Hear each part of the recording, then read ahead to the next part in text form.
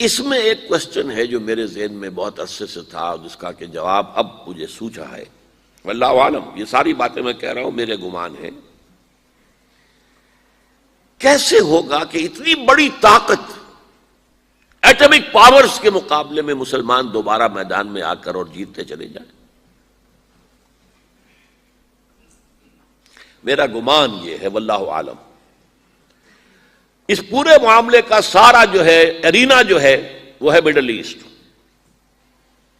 Europe, جس میں حدیث میں آیا ہے کہ رومی عیسائی 80 جھنڈوں تلے تم پر حملہ کریں گے اور ہر جھنڈے کے نیچے 12,000 فوج ہوگی، 10 لاکھ۔ اور مجھے حال ہی میں معلوم ہوا ہے کہ آج کل جو ایک ڈویژن ہوتا ہے وہ 12,000 کا ہوتا ہے، تو 80 ڈویژنز آرمی آئے گی۔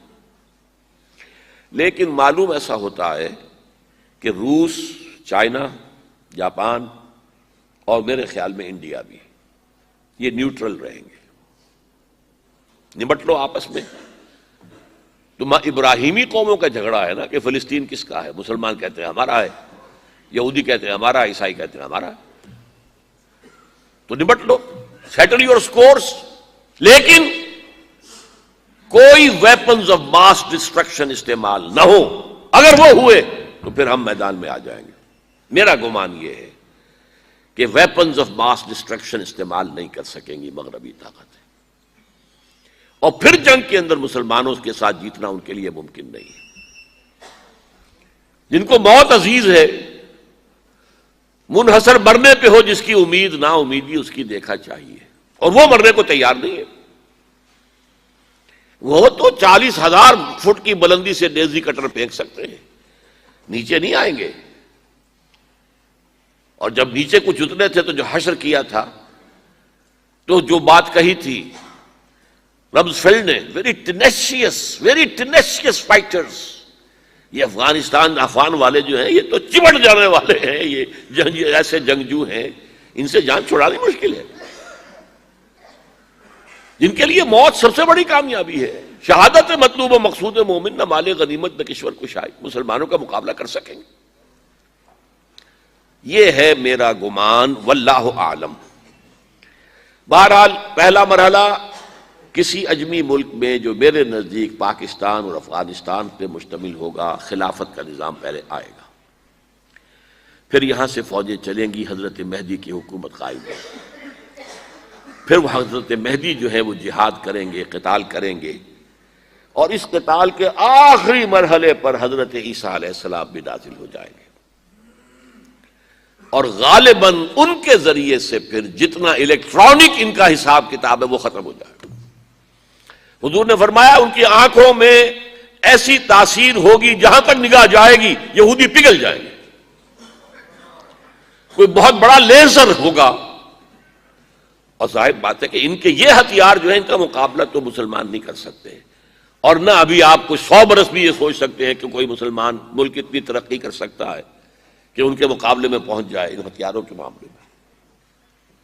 تو یہ اصل میں جو شخص سراپا معجزہ تھا، حضرت عیسیٰ جو ہیں سراپا معجزہ، پیدائش معجزہ، آسمان پر اٹھایا جانا معجزہ، خلق حیات، بنایا مٹی کا پرندہ، پھونک ماری اڑنے لگا، احیاء موتا، مردہ کو کہا اٹھو قم باذن اللہ، وہ اٹھ گیا چلنے لگا، مادرزاد اندھے کے آنکھ پر ہاتھ پھیری اور اس کو آنکھیں اللہ نے دے دی، کوڑھی کے جسم پر ہاتھ پھیرا اور کوڑ صاف۔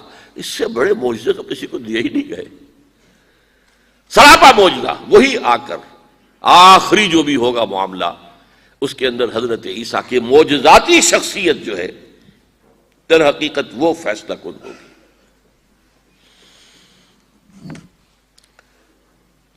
میرے نزدیک